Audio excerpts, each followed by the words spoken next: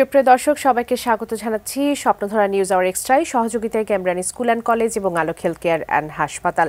পুরো আয়োজন জুড়ে বাবলি ইয়াসমিন আছে আপনাদের সঙ্গে।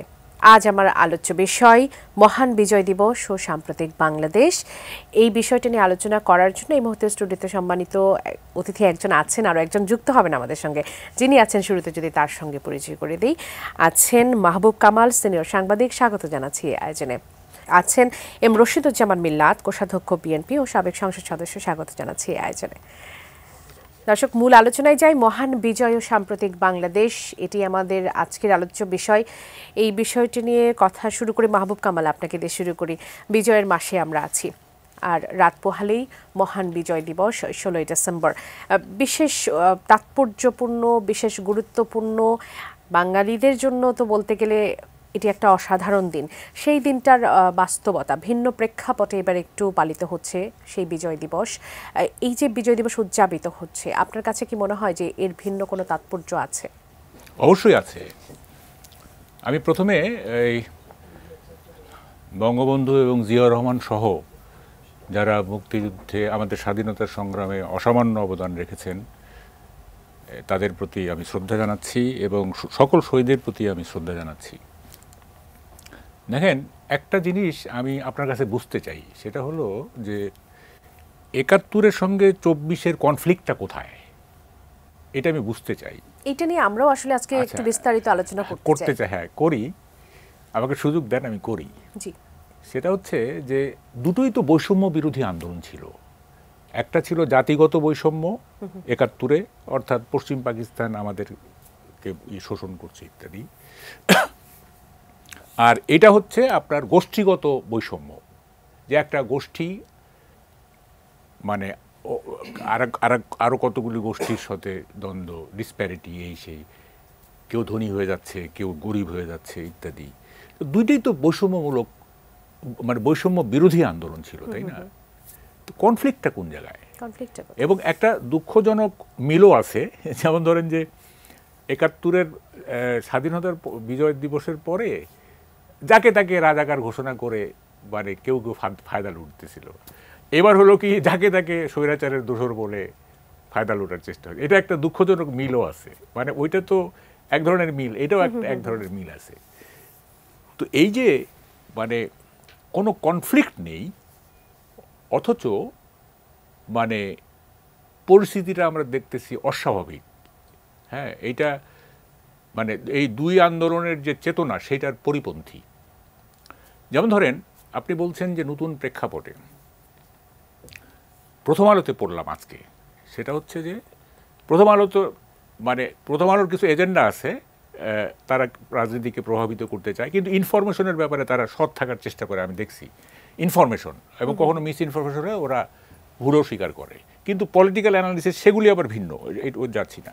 তো এইটা তো ইনফরমেশনের ব্যাপার। ওরা লিখছে যে আপনার এই শুক্রবার রাতে কিছু লোক আপনার ঢাকা বিশ্ববিদ্যালয়ের শিক্ষক সমিতির কার্যালয়ে ঢুকে সেখানে যে ফুল রাখা হয়েছিল, গুচ্ছ গুচ্ছ ফুল, মানে পরের দিন শহীদ বুদ্ধিজীবী দিবস, সেখানে ফুল দিবে তারা, সেই ফুলগুলি নষ্ট করে দিয়ে চলে গেছে। ঠিক আছে, মানে শিক্ষকরা আর ফুল দিয়ে শ্রদ্ধা জানাতে পারল না। দেখেন, আমি সন্ধ্যার সময় একটা স্ট্যাটাস দিয়েছি, একটু ব্যঙ্গ করে আর কি, যে আমি কালকে মোহাম্মদপুরে যাব, আসাদ গেট দিয়ে ঢুকতে হবে, তো আমি প্রস্তাব করছি আসাদ গেটের নাম আবার আইয়ুব গেট রাখা হোক। আসাদ তো আপনার 69 মুভমেন্টের একজন বড় শহীদ আর কি। হ্যাঁ, এটা আইয়ুব গেট ছিল, এটা পরে আসাদ গেট করা হলো। এই স্ট্যাটাসের মানে পেছনের কারণটা কি? মানে এটা ব্যঙ্গ, যে সবকিছুই পাকিস্তানি ধারায় চলতেছে, তো এইটাও বদলে যাক। স্ট্যাটাস দেওয়ার কিছুক্ষণ পরে মোহাম্মদপুর থেকে একজন লিখলেন, মনিরুজ্জামান মিরন, সে লিখলেন যে ভাই, ইতিমধ্যেই আসাদের নাম মুছে ফেলা হয়েছে। পরে আমি লিখলাম যে আমি আর ক্রেডিটটা নিতে পারলাম না, মানে অলরেডি আসাদের নাম মুছে গেছে। দেখেন, উনি কিন্তু আমাদের ৬৯-এর গণ অভ্যুত্থানের একজন বড় শহীদ। মানে ধরেন যে আপনি যদি এই বৈষম্য বিরোধী আন্দোলনের আবু সাইদকে যদি ধরেন, হ্যাঁ, বা মুগ্ধকে যদি ধরেন, সেই মাপের শহীদ উনি। তো ওনার নামটা পাল্টে দেওয়া হলো। তারপরে ধরেন, আমি জাসদ করতাম এক সময়, জাসদের ভেড়ামারার একজন নেতা, তাকে পুলিশি অভিযানে পিটিয়ে মেরে ফেলা হলো দু একদিন আগে। কি কারণে? জাসদ হচ্ছে প্রো লিবারেশন একটা দল। হ্যাঁ, ভুলভ্রান্তি তো আছেই, মানুষের সব দলেরই তো ভুলভ্রান্তি আছে, অনেক অনেক কিছু আছে, কিন্তু বেসিক্যালি এটা প্রো লিবারেশন একটা দল। তার একজন নেতাকে পিটিয়ে মেরে ফেলা হলো। তো এই যে বিষয়গুলি ঘটছে, এবং ঠিক আছে, গভর্নমেন্ট বলছে যে বিজয় দিবস পালন করতে হবে, এবং জামাতের আমিরও বললেন যে বিজয় দিবস পালন করা যাবে এবং শহীদ বুদ্ধিজীবী পালন করা যাবে, সবই ঠিক আছে, কিন্তু কথা এবং কাজের তো আমরা মিল দেখতেছি না। কথা এবং কাজের এটা তো লিপ সার্ভিস হয়ে গেল, যে আমি বলতেছি একরকম মাঠের চিত্র, এবং সেগুলো তো নিয়ন্ত্রণ করা হচ্ছে না। এই যে শিক্ষকরা যে ফুল দিতে পারলেন না, এখন না, কথাটা হচ্ছে যে হ্যাঁ, দুর্বৃত্তরা করতে পারে, কিন্তু সরকারের কাজ কি? সরকারের কাজ হচ্ছে এই দুর্বৃত্তদের আইনের আওতায় নিয়ে আসা। তো আমরা তো দেখছি এই গভর্নমেন্ট একেবারে ইনঅ্যাক্টিভ, একেবারে নির্বিকার, বিশেষ করে এই বিষয়গুলোতে কিছুই না, তারা পলিটিক্স সাজাচ্ছে। এই গভর্নমেন্ট পলিটিক্স সাজাচ্ছে, কিভাবে তাদের ভালো হবে, কিভাবে সেফ এক্সিট পাওয়া যাবে, কিভাবে মানে তাদের অনুসারীরা ক্ষমতায় আসবে, এগুলি সাজাচ্ছে তারা। পাবলিক ইন্টারেস্ট যেটা, ধরেন যে দ্রব্যমূল্য, ধরেন যে আইন শৃঙ্খলা পরিস্থিতি, তারপর নির্বাচন একটা বড় ইস্যু আছে। এই যে উনি বিএনপি করেন, ওনারা তো নির্বাচনের জন্য মুখিয়ে আছেন। তো এইসব নিয়ে তো কোনো আলাপ আলোচনা নাই। আলাপ আলোচনা হচ্ছে কিভাবে এইখানে একটা মানে অ্যান্টি লিবারেশন স্পিরিটকে কিভাবে পার্সু করা যায়। এটা আমি স্পিরিট আবার শেষ করতে দেন একটু, নাকি আবার পরে দিবেন? জি, আসবো নিশ্চয়ই, আপনার কাছে আবার আসবো। আমি যে প্রশ্নটি করেছিলাম সেটা নিয়ে যদি এম রশিদ যেমন মিল্লাত আপনার কাছে আসে, যে ভিন্ন বাস্তবতা এবারের বিজয় দিবস উদযাপিত হচ্ছে। আমরা 14ই ডিসেম্বরকে দেখেছি, আমরা পুরো ডিসেম্বর মাসে গতানুগতিক সময়ে আমরা যে আয়োজনগুলো দেখি সেরকম কিছু এবার দেখিনি। এই যে ভিন্ন তাৎপর্য, এটি আছে কি? ভিন্ন তাৎপর্য আছে 14ই ডিসেম্বর? ধন্যবাদ আপনাকে। আমি মাসুদ কামাল ভাইয়ের কথা, মাহবুব কামাল ভাইয়ের কথা শুনলাম। আমি প্রথমেই মুক্তিযুদ্ধের যে স্বাধীনতার ঘোষক শহীদ রাষ্ট্রপতি জিয়া রহমানের প্রতি শ্রদ্ধা জানিয়ে আমি কথাগুলি বলতে চাই, কারণ তার স্বাধীনতার ঘোষণার মধ্য দিয়ে আগামীকালকের বিজয় দিবস উদযাপিত হতে যাচ্ছে। আমি এখানে উনি যেভাবে বললেন আর কি, আমি খাটো করে দেখতে চাই না কাউকে, সবারই এখানে অবদান রয়েছিল। তখন তো ছিল একটা, ঠিকই বলেছেন, বৈষম্য বিরোধী একটা আন্দোলনই ছিল। এটার সঙ্গে আমি একমত যে পাক হানাদার বাহিনী যেভাবে আমাদের উপর অত্যাচার করেছে, এবং আমাদের একই দেশে বসবাস করে পাকিস্তান, ইস্ট পাকিস্তান আর ওয়েস্ট পাকিস্তান, এই যে একটা ডিভিশনের, যে আমরা একই ছিলাম কিন্তু আমাদের প্রতি যে বৈষম্য আচরণ করা হয়েছে, সেটার বিরুদ্ধেই কিন্তু মানুষ গর্জে উঠেছিল। এবং সবাই একীভূত হয়ে একেবারে দলমত নির্বিশেষে, আপনি বলতে পারেন কিছু সংখ্যক যা উনি মিন করলেন যে আলবদর, রাজাকার, এরা ছাড়া বাকি তো সবাই প্রায় একই স্লোগান দিয়ে আমরা ৭১-এর মুক্তিযুদ্ধে অংশগ্রহণ করেছি, এবং এখানে লাখো শহীদের রক্তের বিনিময়ে এই দেশটা স্বাধীন হয়েছে। এবং তাদের প্রতি প্রথমে আমাকে শ্রদ্ধা জানানো দরকার, যে কালকে যেহেতু বিজয় দিবস, স্বাধীনতার ঘোষণার মধ্য দিয়েই এই বিজয়টা অর্জিত হয়েছে। দেখেন, এখানে এই যে কিছু কিছু বিষয় নিয়ে আমরা মাঝে মাঝে বিতর্ক এমনভাবে করি, যেটা মাহবুব কামাল ভাই বললেন, উনি তো সাংবাদিক মানুষ, উনি জানেন সব কিছু কেন এরকম হচ্ছে। এই সরকারটা কিন্তু, এই বর্তমান সরকারটা কিন্তু রাজনৈতিক সরকার নয়।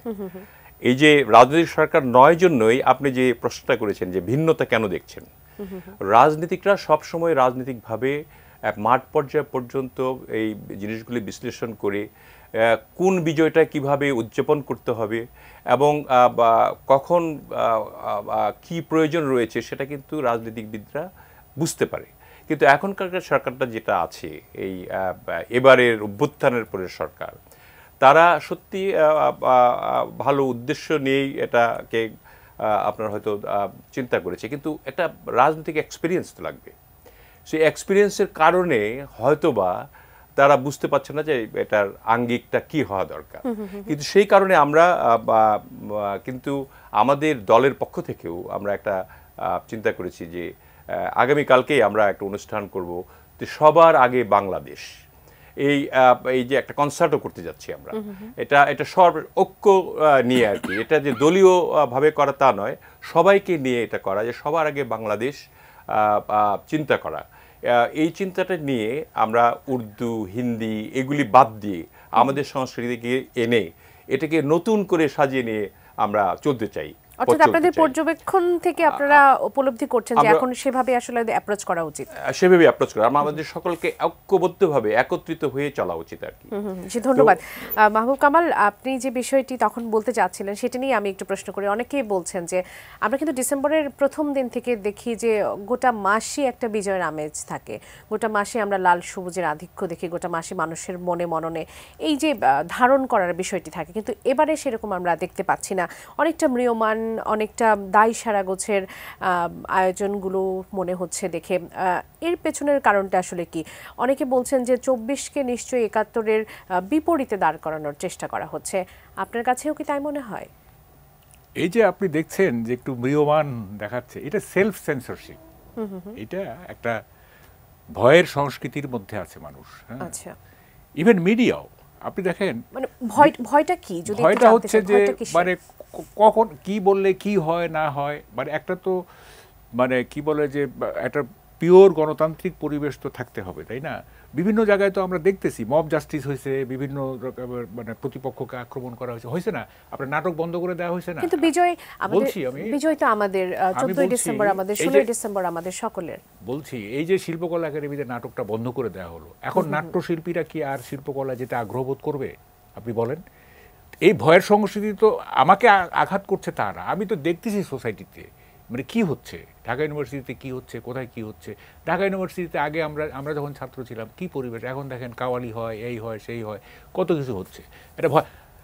ডিসেম্বরের 1 তারিখ থেকে পত্রিকাগুলোতে বিজয়ের একটা লোগো থাকতো যে এটা বিজয়ের মাস। এবার কিন্তু আমি অন্তত দেখি নাই কোনো পত্রিকায়। হ্যাঁ, এটা সেলফ সেন্সরশিপ। এবং এটা মানে আপনাকে তো আবহটা তৈরি করতে হবে বিজয়ের, আপনাকে বিজয় দিবসের আবহটা তৈরি করতে, তাইলে তো না মানুষ পার্টিসিপেট করবে, তাই না? আবহটা তো মানে কি বলে যে গৌরবের বিজয় না, আবহটা বিজয়, কিন্তু এটা গৌরবের এমন কোনো আবহ তৈরি করতে পারেনি সরকার। আচ্ছা, ভাই বললেন যে এটা একটা অরাজনৈতিক সরকার। আচ্ছা, নামে অরাজনৈতিক হলেই কি সেটা অরাজনৈতিক সরকার হয়? এই সরকারের কাজগুলো কি রাজনৈতিক নয়? আমি তো একটা একটা করে দেখাতে পারি যে রাজনৈতিক কাজ চলছে, একটা একটা করে দেখাই দিবে। বরং পাবলিক ইন্টারেস্ট যেগুলি, সেগুলিতে তারা উদাসীন।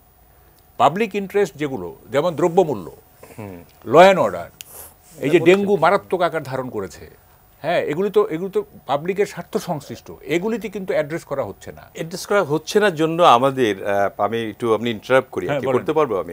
মানে আজকেই কিন্তু আমাদের যে দলীয় প্রধান এখন ভারপ্রাপ্ত চেয়ারম্যান মানে তারেক রহমান সাহেব কিন্তু আজকেই বলেছেন এই সরকারকে উদ্দেশ্য করে যে একটা রোডম্যাপ যদি দেওয়া হতো তাড়াতাড়ি, যে কবে নাগাদ একটা নির্বাচন হবে, তাহলে মানুষের মধ্যে কিছুটা স্বস্তি হতে আসতে পারতো। আমি বলি একটু দ্রব্যমূল্যের ব্যাপারেও তিনি বলেছেন যে দ্রব্যমূল্যের ব্যাপারে যে ঊর্ধ্বগতি, এটা মানুষ কতদিন সহ্য করবে?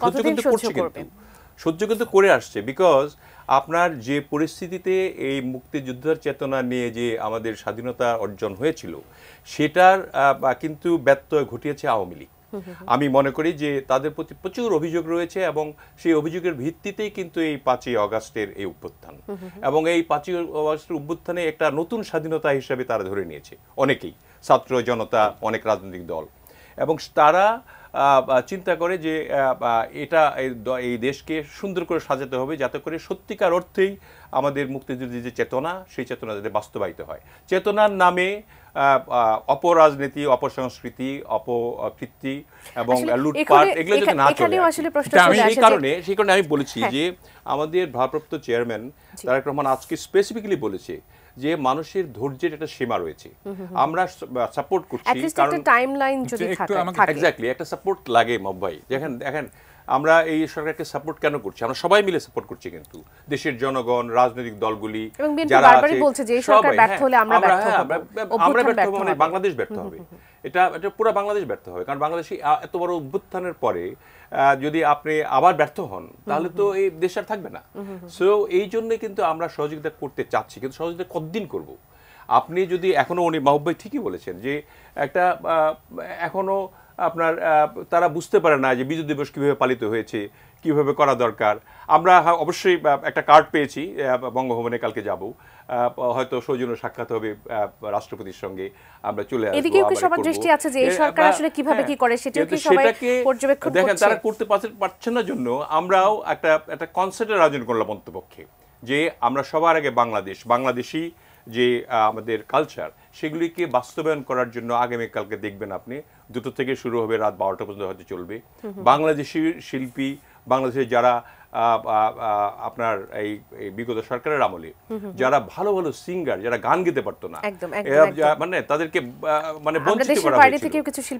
তাদের দেশের বাইরে থেকে শিল্পী আনা হতো, পাকিস্তান থেকে আনা হতো, আপনার উনি যে বললেন কাবালির কথা বললেন, এগুলা করা হতো। তারপরে ইন্ডিয়ান শিল্পী তো অহরহ, তো এগুলো আমাদের শিল্পীরা কিন্তু একদম বন্ধ ছিল। তাদেরকে কিন্তু সেটাকে আমরা বাস্তব রূপ দেওয়ার জন্য এটা নামও দিয়েছি যে সবার আগে বাংলাদেশ। এটা করে আপনার আমাদের দেশীয় শিল্পী দিয়ে আমরা কালকে এই উৎসবের আমেজটা অন্তপক্ষে আমরা এই সাপোর্টও এই গভর্নমেন্ট চান আপনারা। আচ্ছা, আমি জি জি, আপনার কাছে আমার ফিরে আপনার কাছে ছিল। উনি তো আমার টাইম নিয়ে নিলেন। জি জি, আপনি পাবেন, নিঃসন্দেহে আপনার সময়টুকু পাবেন। এই যে আপনি বললেন যে রোড ম্যাপ দিচ্ছে না, হ্যাঁ, এটা কি রাজনৈতিক কাজ না? এটাও তো পলিটিক্যাল কাজ। এটা পলিটিক্যাল কাজ। তার মানে যখন তারা রোড ম্যাপ দিচ্ছে না, তার মানে they are acting politically. is not a non-political government. Non-political government road map দিয়ে দিতে। It's a non-political government. Definitely in a political কোনো আমরা তো পলিটিক্স সবাই যার যার অবস্থান থেকে করি। Non-political government means এখানে তো দলের কোনো বলতে চাচ্ছে যে এই সরকার তো আসলে কোনো দলীয় সরকার না, দল থেকে আসেনি। রোড ম্যাপ দিব কি দিব না, এটা তো পলিটিক্যাল ইস্যু, তাই না? এটা তো পলিটিক্যাল ইস্যু। তাহলে কি রোড ম্যাপ দিবে না? আপনি বলছেন যে আপনারা তো এখন তারেক রহমান সাহেব বলতেছেন এখন ইট ইজ টু লেট। আমি তো আমরা তো প্রথমেই বলেছি 3 মাসের মধ্যে দেন, কিন্তু কিছু সংস্কারের প্রয়োজন। আমি বলছি শুনেন, সেটা হচ্ছে যে আপনার গ্রাফটা দেখতে হবে। যেমন বঙ্গবন্ধু সরকার অজনপ্রিয় হয়ে যাবে, এইটা 72 সালের এই মানে মধ্য 72-এ বোঝা গেছে যে এটা অজনপ্রিয় হয়ে যাবে, মধ্য 72-এ বোঝা গেছে। ঠিক আছে, যে বাকশাল হয়েছে, এটা বোঝা গেছে, যে ওনার অ্যাটিটিউডটা বোঝা গেছে যে আসলে এটা পারবেন না উনি। এই গভর্নমেন্টেরও আমি অন্তত কিছুদিন পরে বুঝে গেছি যে এই গভর্নমেন্ট হবে না। জি, এটা আমি কিছুদিন মধ্যে বুঝি। আপনার ইউ আর টু লেট, আপনার টু লেট। শুনেন, আমাকে বলতে দেন, আপনার টু লেট। আমি বুঝে গেছি আগেই, কারণ এত কিছু বুঝতে হয় না। আমি তো গ্রাফ দেখবো, আমরা তো না এই সরকারকে ঠেলে নামিয়ে দিয়ে আবার একটা পারবো না। আমরা ডিসেম্বর 31 পর্যন্ত তার একটা সময় নিয়েছে, একটা সময় তো তার সংস্কার কমিশনগুলোর জন্য নিছে, কিন্তু এখন পর্যন্ত ক্লিয়ার কিছু বলতেছে না। আমি তো শুনলাম একজন উপদেষ্টা বলছেন যে 3 বছর থাকবেন। যাই হোক, এটা পরের ব্যাপার। আমার কথাটা হচ্ছে গ্রাফটা কি, এইটা কি ঊর্ধ্বমুখী না নিম্নগামী? আমি তো দেখতেছি যে মানে কি আমরা কখন ওয়েট করব, আমরা দেখতেছি চেষ্টা করতেছেন, পারতেছেন না, বা কি বলে যে সব কিছু ওনারা একটা কি বলে অ্যাটমসফিয়ার তৈরি করতে যাচ্ছেন, একটা ইনক্লুসিভ সমাজ গড়ে। আপনি এখন পর্যন্ত কি মানে কিছু 4 মাসের মধ্যে কি আপনার কাছে কোনো কিছু মনে হয়নি যে এই সরকার যে এজেন্ডা নিয়ে এসেছিল তারা সেটির পথে আগাচ্ছে বা সেই কাজগুলো অনেকটা এগিয়ে নিয়েছে? যে সমস্ত কাজগুলি মানে কমিশন গঠন করা হয়েছে এগুলো অপ্রয়োজনীয়। ওনারা ক্ষমতা আসলে এগুলো রাখবেন না।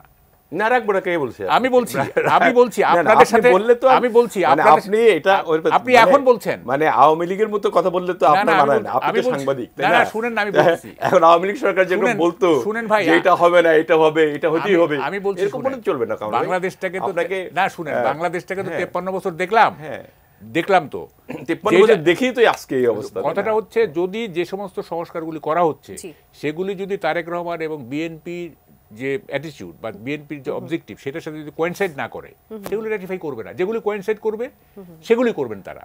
এন্ড কোয়েনসাইড না করার মতো কিছু নাই। কিন্তু আপনি কি আমাদের 31 দফা দেখেছিলেন? নিশ্চয়ই দেখেছেন আপনি। আমি দেখেছি, এর মধ্যে তারা যেটাই নেক না কেন 31 দফার মধ্যে পড়ে যাবে। আপনারাই তো বলতেছেন, একটু দাঁড়ান, আপনারাই তো বলতেছেন যে সংবিধান পুনর্লেখন করা যাবে না, তো এইসব কাজ করা যাবে না, নির্বাচনের জন্য যা যা করা সেইগুলো করতে হবে, আপনারাই তো বলছেন। আমি বলছি। তাইলে যদি সেটা হয়, তাইলে এই যে এতগুলো কমিশন, হ্যাঁ, এতগুলি সব এই যে মাথার ঘাম পায়ে ফেলে শ্রম দিচ্ছেন ওনারা, এগুলো যদি আপনারা র্যাটিফাই না করেন, ওনারা তো এখনো দেননি সেগুলো 31শে ডিসেম্বর পর্যন্ত সময় নিয়েছেন, আপনি ভালোভাবে জানেন। মাহবুব কামাল, আপনার কাছে আসি। এবার অন্তর্বর্তীকালীন সরকারের বিষয়গুলো নিয়ে যদি কথা বলি, নির্বাচন তো এখন সব থেকে বেশি আমাদের সামনে, চোখের সামনে আসছে। রাজনৈতিক দলগুলো নির্বাচনের কথা বলছে, কেউ বলছেন যে খুব দ্রুত নির্বাচন দেওয়া উচিত, কেননা নির্বাচন দিতে যদি দেরি হয়ে যায় তাহলে অনেক কিছুই আসলে পরিবর্তন হয়ে যাবে। বিশেষ করে আমরা যে গণতন্ত্রের কথা বলি, প্রকৃত গণতন্ত্রের কথা বলি, সেটি অনেকটা পিছিয়ে যাবে। সেই যে দ্রুত কেউ দিতে বলছে, কেউ বলছে যে না, সব সংস্কার হয়ে তারপরে হোক। আবার রিজভী যেমনটি বলছেন, বিএনপির সিনিয়র জ্যেষ্ঠ যুগ্ম মহাসচিব রুহুল কবির রিজভী বলছেন যে নির্বাচিত সরকারের উপর ছেড়ে না দিলে মানুষের ভালোবাসার হ্রাস পাবে। আপনার কাছে কি মনে হয় নির্বাচন আসলে কখন দেওয়া উচিত? আচ্ছা, আমি আমার কো-টকারকে একটু বলেই তারপরে আমার আসতেছি। সেটা হচ্ছে, দেখেন, আপনাদের দলের প্রতিষ্ঠাতা একজন কি বলে ওইটা, মানে ব্রিলিয়ান্ট মুক্তিযোদ্ধা ছিলেন, জেড ফোর্সের হেড বীরুত্তম, এবং তার ঘোষণাটা আমি নিজে শুনছি 27শে মার্চে, এবং আমি উদ্দীপ্ত হয়েছি। আপনাদের কাছে একটা অনুরোধ থাকবে, anything that goes against the spirit of independence, আপনারা এটাকে চ্যালেঞ্জ করবেন। that goes against the spirit of independence. আপনি যে দলের মানে নেতা, সেই দলের প্রতিষ্ঠাতা একজন বোনাফাইড মুক্তিযোদ্ধা, এনিথিং আপনারা করবেন। আমরা দেখছি আপনারা বেছে করছেন, এটা ঠিক না। ইন্ডিপেন্ডেন্স, স্বাধীনতার 24কে তো আমরা অ্যাকনলেজ করতেছি, আমরা তো এটা বলছি না। আমরা তো কনফ্লিক্ট দেখছি না, 24-এর সঙ্গে 71-এর কোনো কনফ্লিক্ট দেখছি না। ফলে না, 71 এটা ভিন্ন প্রেক্ষাপট। এটা হলো 71-এর যে চেতনা ছিল, সেই চেতনা থেকে এক্সটেনশন না, চেতনা থেকে বিচ্যুত হয়েছিল জন্যই সেটাকে কারেকশন করার জন্য আমি বলবো, টু কারেক্ট চেতনা, মুক্তিযুদ্ধের চেতনা যেটা ছিল, সেই চেতনা বিক্রি করে এবার অচেতন করে ফেলেছিল মানুষকে। সেই চেতনাকে যে সত্যিকার অর্থে যাতে আমাদের যে চেতনাটা ছিল, সেই চেতনাতে থাকে, যাতে সবার মৌলিক অধিকার, এটার কারণেই তো এটা, হ্যাঁ ওইটা তো আছেই। কিন্তু আমাদের যে মানে জন্মলগ্ন যেটা, সেটাকে তো আমাকে ওন করতে হবে প্রথমে। ওন না করলে তুমি বাংলাদেশি পাবেন না। যেটা বলছিলাম নির্বাচনের বিষয়টা, দেখেন, এই গভর্নমেন্টকে দিয়ে যে এটা যে নন পলিটিক্যাল গভর্নমেন্ট, এবং এইখানে মোস্ট অফ দি অ্যাডভাইজার জাতি সম্পর্কে, দেশের মানুষের সম্পর্কে তাদের কোনো ধারণা, মানুষের কোনো পালস তারা বোঝেন না। মোস্ট অফ দি, আমি সবাইকে বলবো না, এখানে ওয়াহিদুদ্দিন মাহমুদ আছেন, এখানে আপনার কি সালেউদ্দিন মাহমুদের আমাদের মতো লোক আছেন, কিন্তু মোস্ট অফ দি বলতেছি। এবং এক একটা উপদেষ্টা ওভারবার্ডেন, একাধিক মন্ত্রণালয় দেওয়া আছে, তারা কোনটা করবেন, সেক্রেটারিকে কোন রুমে আগে ঢুকবেন, তার তো মন্ত্রণালয় 4-5টা। তো এগুলি দেখতে হবে না। এই advisory council is totally incapable to run the country, আমি বলবো। আই রিপিট, নির্বাচনে তাহলে কি সিদ্ধান্ত আসা উচিত? তাইলে পলিটিক্যাল লোক ছাড়া, পলিটিক্যাল গভর্নমেন্ট ছাড়া বাংলাদেশের প্রবলেম বোঝা খুব কঠিন। যাদের লং ক্যারিয়ার আছে, যাদের মানুষকে ডিল করার অভিজ্ঞতা আছে, এরা সব এনজিও করতেন, তারা মানুষের পালস কিভাবে বুঝবেন? মানুষের পালস মানে উনি তার এলাকায় যাবেন, উনি মানুষ কি বলতেছে উনি বুঝবেন। কিন্তু তারা তো আসলে সংস্কার করতে এসেছেন, যেটা মাহবুব কামাল, তারা তো বলছেন তারা সংস্কার করতে আসছেন। সংস্কার যদি না করে তাহলে আমাদের এত সংস্কারের তো দরকার নেই। আমাদের সংস্কার তো পলিটিক্যাল গভর্নমেন্ট করবে, এত সংস্কার দরকার নেই। আপনি শুধু নির্বাচনটা কিভাবে ভালোভাবে হবে, নির্বাচন কমিশনটা ঠিক করেন, নির্বাচন পদ্ধতিটা ঠিক করেন, যাতে ইলেকশনটা ফেয়ার হয় এবং একটা রিয়েলি রিপ্রেজেন্টেটিভ গভর্নমেন্ট আসে, সেটা আপনি করেন। আপনার কাছে একই বিষয় নিয়ে যদি আসি, আমি আগে ওনার সঙ্গে মানে একমত প্রকাশ করছি যে এটা 100% সত্য কথা বলেছেন তিনি, যে এইটা নির্বাচনটা খুব দ্রুত না দিলে এই সরকারের যে একটা উপদেষ্টার যে চাপ, যে একজনের 4টা-5টা মিনিস্ট্রি এবং অভিজ্ঞতা নেই রাজনৈতিক, তারা কিভাবে কোনটা ডিল করবে বুঝতে পারছে না। এইটা কিন্তু সত্য কথা। কিন্তু তারপরেও আমরা সাপোর্ট করছি যে এত বড় একটা অভ্যুত্থান হলো, একটা স্টেবল হওয়ার জন্য একটা সময় দিয়েছি। এই সময় আমরা সবাই, বাংলাদেশের সবাই মিলে দিয়েছি, এবং সেই সময়টার মধ্যে যদি তারা না করতে পারেন, তাহলে ডেফিনেটলি আমরা তো বাংলাদেশের মানুষ সবসময়ই তো স্বাধীনচেতা, এবং তারা তাদের যখন কয়দিন আপনার সহ্য করবে, এই যে দ্রব্যমূল্যের দাম যে এত বেড়েছে, এটা যদি ঊর্ধ্বগতি বাড়তেই থাকে, এটার আপনার কোথায় যেয়ে শেষ হবে?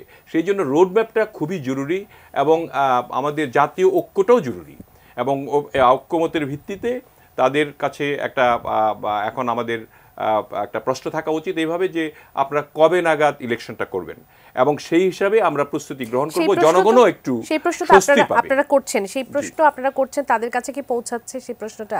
নিশ্চয়ই তারা কি রেসপন্স করছেন? নিশ্চয়ই আমাদের দলের থেকেও এই সরকারকে বলা হচ্ছে এবং সংলাপ হচ্ছে। আমাদের মাননীয় মহাসচিব তিনি বলেছেন যত দ্রুততম সময়ে আপনার যে সংস্কারগুলি খুবই প্রয়োজনীয়, যেটা মাহবুব বললেন যে একটা নির্বাচন কমিশনের সংস্কার, এটা সংস্কার অলমোস্ট হয়ে গেছে। আপনি আপডেট করেন ভোটার লিস্টগুলি আপডেট করে আপনার ধরেন এটা it will take another 1 month to update it, এবং এটা করলে আর 3 মাস পরে আপনি ইলেকশন ঘোষণা করতে পারেন। আর যে সমস্ত সংস্কার আপনারা করতে চান, সেই সংস্কারগুলি যে আমাদের সংবিধানে যে বিষয়গুলি যুক্ত করা হয়েছিল মানুষ বিরোধী, মানে জনসাধারণ বিরোধী, সেগুলি তো বাতিল করা হয়েছে। আরও কিছু কিছু সংস্কার করা দরকার, যে ইন ফিউচার যাতে এই ধরনের কোনো বৈরী ঘটনা না ঘটে, যে পার্লামেন্টে এসে 2/3 মেজরিটি নিল বা সবাই মিলে একটা করে আইন করে দিল, যে আইনটা সেই সরকারের পক্ষেই শুধু থাকবে, সেরকম যাতে না থাকে, সেটা কিন্তু আমরা চাই না। আমরা চাই যে বৈষম্য বিরোধী একটা বাংলাদেশ, এবং সেখানে সংস্কারগুলি বেসিক সংস্কারগুলি করে ওনারা ছেড়ে দিক, কারণ ওনাদের কিন্তু রেটিফিকেশনের দরকার। রেটিফাই যদি আমরা না করি, এখনকার যে সরকারটা রয়েছে, এই সরকারটা কিন্তু ধরেন বৈধতা পাবে কখন? আপনার একটা নির্বাচিত সরকার যখন পার্লামেন্ট গঠন করবেন, এই পার্লামেন্টে কিন্তু তাদের এই পোস্ট ফ্যাক্টর অ্যাপ্রুভালটা দিতে হবে, তাদেরকে রেটিফিকেশন দিতে হবে, তাহলেই তারা বৈধ হিসেবে গণ্য হবে, না হয়তো তাদের জন্য প্রবলেম। সো আমি মনে করি যে মাহবুব ভাই ঠিকই বলেছে যে আসলে ঠিকভাবে চলছে না। আমরা সাহায্য করছি, এখনো সাহায্য করতে চাই, কিন্তু দ্রুততম সময়ে সেটা নিতে হবে এবং সেটি বুঝতে হবে। জনাব মাহবুব কামাল, আপনার কাছে আসি। যেহেতু দ্রব্যমূল্যের প্রসঙ্গটি এলো, বর্তমান সময়ে আমরা তো সংস্কারের কথা অবশ্যই চিন্তা করব, অনেক গুরুত্ব দিয়ে চিন্তা করব, নির্বাচনের কথা চিন্তা করব, কিন্তু মানুষের যে বেসিক নিড, মানুষের এই যে দ্রব্যমূল্যের ঊর্ধ্বগতিতে নাকাল অবস্থা, সরকারি কর্মকর্তা কর্মচারীরা মহার্ঘ ভাতা পাচ্ছে, কিন্তু বাকিরা তো আসলে পাচ্ছে না। বাজার নিয়ন্ত্রণের কথা বলছেন, প্রেস সচিব শফিকুল আলম বলেছেন যে বাজার নিয়ন্ত্রণে কাজ করছে এই সরকার। জনাব রুহুল কবির রিজভী বলেছেন যে চাঁদাবাজি বন্ধ করলে জিনিসপত্রের দাম এমনি কমে যাবে। আমি যদি সালাউদ্দিন আহমেদের কথা সূত্র ধরে বলি, এদের ভেতর কিছু আগের সরকারের, কিছু লোক ভবিষ্যৎ সরকারের চাঁদাবাজ, আর কিছু লোক আছে স্থানীয়, তারা পরস্পর সমঝোতা করে চাঁদাবাজি করেন। আপনার কাছে কি মনে হয়, মানে এই সরকারের পক্ষে কি দ্রব্যমূল্য নিয়ন্ত্রণ করা সম্ভব? অথবা যেহেতু আমি সালাউদ্দিন সাহেবের যে প্রশ্নটি নিলাম, নির্বাচিত সরকার এসেও কি এটি কন্ট্রোল করতে পারবে? আপনার কাছে কি মনে হয়? এটা একটু পরে, যেহেতু স্বাধীনতা দিবস কালকে, আমি একটু বলে নিই, 1 মিনিট। দেখেন, স্বাধীনতার পরে আমাদের কনস্টিটিউশনে 4টা মৌলিক নীতি স্তম্ভ করা হয়েছিল। আজকে 53 বছর পরে দেখতেছি প্রত্যেকটাই শেষ হয়ে গেছে। যেমন ধরেন জাতীয়তাবাদ, এখন শুরু হয়েছে কি, কতগুলি জাতীয়তাবাদ, বাঙালি জাতীয়তাবাদ, বাংলাদেশি জাতীয়তাবাদ, ইসলামী জাতীয়তাবাদ, কত রকমের জাতীয়তাবাদ তৈরি হয়েছে। তারপরে ধরেন ধর্মনিরপেক্ষতা, এটা নাই। সমাজতন্ত্র ডিসপ্যারিটিতে ভরে গেছে, মানে একেবারে কি বলে, যেটা আকাশ পাতাল পার্থক্য। হ্যাঁ, গুলশান, বনানী, ধানমন্ডি আর আপনার এই যে বস্তি, আমাদের ধরেন রাজারবাগের বস্তি, আকাশ পাতাল ডিফারেন্স। সমাজতন্ত্রের সহ নাই। আর একটা কি হচ্ছে গণতন্ত্রও নাই। গণতন্ত্র তো গত 15 বছর বলবো না, 10 বছর বলবো আমি, 10 বছর তো গণতন্ত্র নাই। তিনটা নির্বাচনই তো গণতন্ত্র নাই। তাহলে এই যে 10 বছর না, 15 বছর না, ওটা তো আপনার ইয়ে ছিল, ওই নির্বাচনটা তো ঠিক ছিল, 2008-এর নির্বাচন ঠিক ছিল, মানে তারপরে থেকে তো আপনার গণতন্ত্র নষ্ট হওয়া শুরু হয়েছে 15 বছর থেকে। মানে না, ওটা তো ইলেক্টেড গভর্নমেন্ট, মানে আপনার 8-এ যেটা হয়েছে ইলেক্টেড হয়েছে, কিন্তু ইলেক্টেডের পর থেকে যে গণতন্ত্র নস্যাৎ হওয়ার চেষ্টা হয়েছে এটা 15 বছর। না, সেইটা ধরেন আপনি যদি বলেন তাহলে ক্যালকুলেশন করেন, না যদি বলেন তাহলে 2001-এর যে বিএনপি সরকার, সেখানেও গণতন্ত্র ছিল না। যাও, ওটা ভিন্ন প্রশ্ন। এখন কথাটা হচ্ছে যে এই দেখেন, এই 4টা যে মূল স্তম্ভের উপরে সংবিধানটা দাঁড়ায় ছিল, প্রত্যেকটাই ভ্যানিস্ট, একেবারে ভ্যানিস্ট। মানে মিনিমাম ভেনিসটা করলো কে? আচ্ছা কিভাবে হলো সেটা আমার প্রশ্ন এটাই, যাতে আজকে তো আমরা অতটা বিতর্ক করা ঠিক না, আমরা যে বিজয় দিবস কালকে বিজয় আর আনন্দে থাকবো, কিন্তু এই যে নষ্টটা করলোটা কি, এই বিগত সরকারের যে কাহিনীগুলি এগুলো একটু বর্ণনা করেন। আপনি সাংবাদিক, আপনি একজন সিনিয়র সাংবাদিক, যে শুনেন গণতন্ত্র নষ্ট হয়েছে 4th অ্যামেন্ডমেন্টের পরেই, 4th অ্যামেন্ডমেন্টের পরে, তারপরে বাকি হ্যাঁ এত ডিটেইলস করার তো দরকার নাই, আপনি বুঝে ফেলতে বলেন, এত ডিটেইল করার দরকার। আমি বলতেছি যে এগুলি কিছুই আর নাই, ধর্মনিরপেক্ষতা নাই, জাতীয়তাবাদ নাই। জাতীয়তাবাদ 3 ভাগে বিভক্ত, আওয়ামী লীগের বাঙালি, ওনাদের বাংলাদেশি, আর ধর্মভিত্তিক দলগুলোর ইসলামী জাতীয়তাবাদ, 3 ভাগে বিভক্ত। সমাজতন্ত্র নাই, গণতন্ত্র নাই, কিছু নাই। তো ফলে এখন এটা this is a very hopeless country আমরা তো এখন যেটা বাস করতেছি। যাই হোক, আপনি যেটা বললেন যে দ্রব্যমূল্য, এই সরকারের পক্ষে দ্রব্যমূল্য নিয়ন্ত্রণ করা সম্ভব না, সম্ভব না। কি কারণে? যেমন ধরেন পুলিশের মরাল ভেঙে গেছে, আপনি যে এটা ফোর্স এনফোর্স করবেন, পুলিশের মরাল ভেঙে গেছে, এখন নিউ রিক্রুটমেন্ট ছাড়া বা আপনি তো এই পুলিশ দিয়ে আপনার হচ্ছে না, দেখতেই পারতেছি আমরা। আচ্ছা, তারপরে ধরেন যে এটা তো নন পলিটিক্যাল গভর্নমেন্ট, মানে গ্রাসরুট লেভেলে তো আপনার হ্যান্ডস নাই। যারা ছাত্র বৈষম্য ছাত্র যারা, তারা তো আপনার হ্যান্ডস না, তারা তো একটা প্রেসার গ্রুপ আপনাদের, তারা তো আর আপনার পার্সু করবে না, মানে অভিজ্ঞ যে মানুষগুলো দরকার। এখন ধরেন যদি বিএনপি ক্ষমতা আসে, গ্রাসরুট লেভেলে বিএনপি সংগঠন আছে, গ্রাসরুট লেভেলে তারা দেখবে কোথায় কি হচ্ছে না হচ্ছে। তারপর সিন্ডিকেট ভাঙতে গেলে তো অতীতে কিভাবে সিন্ডিকেট ভাঙা হয়েছে বা কিভাবে সিন্ডিকেট কিভাবে ওয়ার্ক করে সেটা তো পলিটিক্যাল পার্টিগুলি বুঝে। এই গভর্নমেন্ট তো সিন্ডিকেটিজমটা বুঝতেই পারবে না, কিভাবে সিন্ডিকেটিজম হয়, কিভাবে দ্রব্যমূল্য করা হয়, কিভাবে মানে দ্রব্যের দাম বাড়ে। সুতরাং এই গভর্নমেন্টের পক্ষে সম্ভব না। এই গভর্নমেন্টের পক্ষে ল অ্যান্ড অর্ডারও রেস্টোর করা সম্ভব না, যেহেতু পুলিশের মরাল ভেঙে গেছে ইত্যাদি, বা নানা রকম শক্তি স্টেক হোল্ডার সমাজে তৈরি হয়েছে। এত স্টেক হোল্ডার আপনি কি করবেন, কয়টাকে আপনি ম্যানেজ করবেন? আপনি দেখেন প্রতিদিন ওয়াজ হচ্ছে, এবং ওয়াজে যে সমস্ত মানে বক্তৃতা দেওয়া হচ্ছে পরস্পর বিরোধী বক্তৃতা, এবং কি রাগান্বিত স্বরে উত্তেজিত, মানুষকে উত্তেজিত করে ফেলতেছে। হ্যাঁ, এই ধরনের একটা উত্তেজিত মানে সমাজকে আপনি যে রুল করবেন, হ্যাঁ কিভাবে রুল করবেন আপনি? তো ফলে এইটা পলিটিক্যাল পার্টির কাছে ছেড়ে দিতে হবে। তারা যদি ব্যর্থ হয় আমাদের কপাল খারাপ, মানে ধরেন যে বিএনপি আসলো বা অন্য, আমাদের কপাল খারাপ। জনাব রশিদ জামান মিল্লাত, আপনার কাছে আসি। সেটি হচ্ছে যে আমরা যখন দ্রব্যমূল্যের কথার পর যখন আসি, তখনই আসলে দুর্নীতি সবার আগে সামনে চলে আসে। সেই দুর্নীতি নিয়ে কথা বলা হচ্ছে। টিআইবি নির্বাহী পরিচালক বলেছেন যে রাজনীতি এবং আমলাতন্ত্রের সংস্কার ছাড়া দুর্নীতি দমন অসম্ভব। এই যে নির্দিষ্ট করা রাজনীতি এবং আমলাতন্ত্রের সংস্কার, রাজনীতির সংস্কারটাকে শুরু হয়েছে। আমরা যদি 5 আগস্ট পরবর্তী পরিস্থিতির কথা বলি, তাহলে বিএনপি আসলে কতটুকু সংস্কার নিজেদের মধ্যে করেছে, জামাতের কথা যদি বলি, তাদের মধ্যে এই যে সংস্কার কি পরিলক্ষিত হচ্ছে, বা আপনারা কি সংস্কারের মধ্য দিয়ে যাচ্ছেন? আমি একটু স্বাধীনতার কি বলে বিজয়ের মাসের জন্য আমি আগে একটু বিজয়ের কথা বলে নিই, তারপরে সংস্কারের কথা বলি আর কি। মাহবুব কামাল ভাই যেভাবে বললেন আর কি, উনি কিন্তু মোটামুটি হোপলেস হয়ে গেছেন আর, কিন্তু আমি হোপফুল মানুষ, আর আমাদের হোপফুল হইতে হবে। এই দেশটাকে যেমনি হোক তো টিকাতে হবে, বাঁচাতে হবে।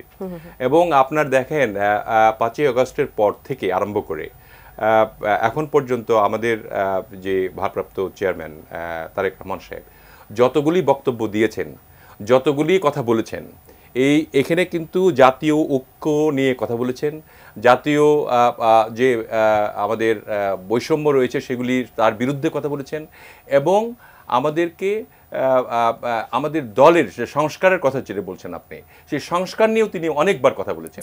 এবং শুধু তাই নয়, এই এত বড় একটা অভ্যুত্থানের পরে যে ঘটনাগুলি ঘটে গেল, মানে ঘটে যাওয়ার কথা এবং ঘটেছে কিছু কিছু, সেগুলিকে আপনার নিবৃত করার জন্য তিনি যে আমাদের প্রায় 2000 নেতাকর্মীকে বহিষ্কার করেছেন, এটা কিন্তু সংস্কারের একটা অংশ আপনি মনে করতে পারেন। সংস্কার, কারণ এই বাজে লোকগুলি যদি থাকে তাহলে দলের যে রাজনৈতিক যে আমাদের সদিচ্ছা সেটার বহিঃপ্রকাশ ঘটবে না। সেই কারণে তিনি কিন্তু আগের থেকে জানান দিচ্ছেন যে এবারের কিন্তু এই রাজনীতি সেই রাজনীতি থাকবে না। রাজনীতির নামে যে অপরাজনীতি আমরা করেছি বিগত দিনে, যে বিগত সরকার করেছে বা আমাদেরও যদি থেকে থাকে, সেগুলি মিলে তিনি কিন্তু সংস্কার করতে চাচ্ছেন। এবং আমরা একটা সংস্কার পদ্ধতিতে যাচ্ছি প্রত্যেকটা ডিভিশনে। এই যে রাজনৈতিক সংস্কারের কথা যেটা বললেন আপনি, আমাদের একজনকে নেতাকে দেওয়া হয়েছে, সেখানে যাতে আপনার দলীয় কুন্দল মিটিয়ে অথবা আমাদের ভোটের মাধ্যমে দল গঠন করে নিচের থেকে আমাদের তৃণমূল নেতারা উপরে উঠে আসতে পারে, সেই প্রক্রিয়া কিন্তু আমরা শুরু করেছি। এবং এটা যখন তিনি দেশে আসবেন সেটা হয়তো আরও ভালোভাবে হবে। আপনি জানেন নিশ্চয়ই যে আমরা 2001 থেকে 2006 পর্যন্ত যখন ছিলাম, তখনই কিন্তু 2004 থেকে তিনি শুরু করেছিলেন তৃণমূল পর্যায়ের ইউনিয়ন প্রতিনিধি সভা। সেখানেই তিনি বক্তব্যগুলো দিয়েছিলেন যে আমাদের রাজনৈতিক পরিবর্তন, রাজনৈতিক যে চিন্তাধারা, যে রাজনীতি করলেই আমি সবকিছু, আমার সবকিছু, এই ধরনের যে মানসিকতা, ভোগের রাজনীতি পরিহার করতে হবে, সেগুলি নিয়ে কিন্তু উনি অলরেডি কাজ করছেন। এবং আমার বিশ্বাস যে তিনি আসলে জাতীয় ঐক্য তৈরি হবে এবং ঐক্যের বিনষ্টের জন্য যারা চেষ্টা করবে তার জন্য ব্যবস্থা নেওয়া হবে। সেইভাবেই তিনি প্রস্তুত রয়েছেন বলে আমার বিশ্বাস। অসংখ্য ধন্যবাদ। জনাব মাহবুব কামাল, আপনার কাছে আসি। আপনার কাছে কি মনে হয় গুণগত পরিবর্তন কি রাজনৈতিক দলগুলোর মধ্যে আপনি দেখতে পাচ্ছেন 5 আগস্ট পরবর্তী সময়ে? সেটা পরে আমি নির্বাচনটা একটু বলে নিই। বলবেন। জি, নির্বাচনটা হচ্ছে, শুনে রাখেন আপনি। জি, সেটা হচ্ছে June 2025 will be too early. 2026 will be too late. That is 25-এর জুন থেকে ডিসেম্বর এর মধ্যে নির্বাচন করতে হবে। আমি রিপিট করি, June 2025 will be too early. 2026 will be too late. তাইলে কি দাঁড়ালো যে আগামী বছরের জুন থেকে আগামী বছরের 2025-এর মধ্যে 25 ডিসেম্বর ডেডলাইন। আমি খুব কনজারভেটিভলি বললাম, কারণ আমার তো প্রেস্টিজ আছে, এটা না পড়লে তো পরে বলবে যে ও কি কিছুই বুঝে না। আমি একটু কনজারভেটিভ বললাম আর কি। যাই হোক, এখন কথাটা হচ্ছে, আপনি বললেন যে রাজনৈতিক দলগুলো, দেখেন রাজনৈতিক দলগুলোর মধ্যে গণতন্ত্রায়ন এইটা হচ্ছে, মানে এটা আমরা বাংলা বাগধারা পড়ছিলাম, সোনার পাথর বাটি। হ্যাঁ, এইটা হবে না কখনো, এটা কখনোই হবে না। হ্যাঁ, এইটা আওয়ামী লীগও হবে না, বিএনপি তো হবে না, কোনো দলে হবে না। এইটা প্রত্যেকটা দেশে সিঙ্গেল অথরিটি থাকতে হয়, তা না হলে দল চলে না। সিঙ্গেল সব জায়গায় দেখেন, কমিউনিস্ট পার্টিতে কমিউনিস্ট পার্টির general secretary is all in all. তারপরে ধরেন যে মানে যেটা যেগুলিতে আপনার একেবারে ক্লাসিক্যাল ডেমোক্রেসি হয়েছে, ব্রিটেন বা আমেরিকা, সেটার কথা ভিন্ন কথা। কিন্তু এই থার্ড ওয়ার্ল্ড কান্ট্রিগুলি যেগুলি আছে, সেখানে সিঙ্গেল অথরিটি থাকতে হবে, ওখানে গণতন্ত্রায়ন আপনি বললেই হবে না। শেষ পর্যন্ত সবাই বলবে যে খালেদা যে যা বলে সেটাই ফাইনাল। শেষ পর্যন্ত সবাই বলবে যে শেখ হাসিনা তো আর নাই, বা শেখ রেহানা বা যাই হোক যে থাকবে, উনি যা বলবেন সেটাই ফাইনাল। হ্যাঁ, জামাতে বলবে যে ওই আমাদের আমির সাহেব যা বলবেন ওইটাই ফাইনাল। অবশ্য জামাতে কিছু গণতন্ত্রায়ন আছে। যাই হোক, এখন পলিটিক্যাল পার্টিগুলিতে গণতন্ত্রায়ন এইটা হচ্ছে সোনার পাথর বাটি। এইটা হবে না কখনো, এটা হইতে পারে না। তারেক রহমান যা বলবে সেটাই ফাইনাল। দুর্নীতি দূর হবে কিভাবে? আপনার কাছে কি মনে হয় দুর্নীতি কিভাবে, এই যে বলছে যে সংস্কার না করলে, রাজনৈতিক দলের যদি সংস্কার না করা হয়? দুর্নীতি দূর এগুলি দিয়ে হবে না। দুর্নীতি দিয়ে আমার একটা থিওরি আছে, সেটা হচ্ছে যদি একটা ব্যাপক কালচারাল রেভলিউশন হয়, পলিটিক্যাল মুভমেন্ট দিয়ে দুর্নীতি বন্ধ করা যাবে না। আচ্ছা, পলিটিক্যাল মুভমেন্ট দিয়ে এক দল আসবে আর আর যাবে।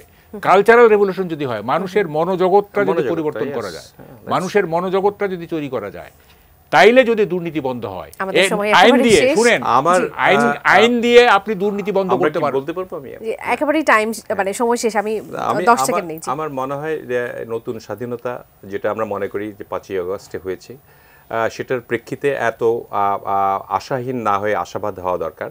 এবং তিনি যে যৌক্তিক সময়টা দিয়েছেন, আমরাও কিন্তু বলেছি আমাদের দল থেকে যে যৌক্তিক সময় দেওয়া হয়েছে, এবং যৌক্তিক সময়টা উনি ঠিকই বলেছেন। আমি তো মনে করি জুনের মধ্যে দেওয়া সম্ভব। তিনি একটু কনজারভেটিভ বলেছেন, যেহেতু সিনিয়র মানুষ, তার কথা যাতে উলট পালট না হয় সেই কারণে বলেছেন। কিন্তু আসলে আপনার মার্চের মধ্যে সমস্ত সংস্কার করা, মানে যেগুলি বেসিক সংস্কার, সেগুলি করা সম্ভব। এবং তখন মার্চে ডিক্লেয়ার করলে 3 মাসের মধ্যে ইলেকশন করা সম্ভব। অসংখ্য ধন্যবাদ আপনাদের দুজনকে, জনাব মাহবুব কামাল, জনাব এম রশিদুজ্জামান মিল্লাত, আমাদের এই আয়োজনে যুক্ত হওয়ার জন্য। নিশ্চয়ই আপনাদেরকে নিয়ে আমরা আবারও এই আলোচনায় বসতে পারবো। সুপ্রিয় দর্শক, এতক্ষণ আপনারা যারা আমাদের সঙ্গে ছিলেন, ইন্টার নিউজের সঙ্গে থাকুন, নিউজ আর এক্সট্রার সঙ্গে থাকুন। আগামী পর্ব দেখার আমন্ত্রণ জানিয়ে আজ এখান থেকে বিদায় নিচ্ছি। ধন্যবাদ সবাইকে, শুভরাত্রি।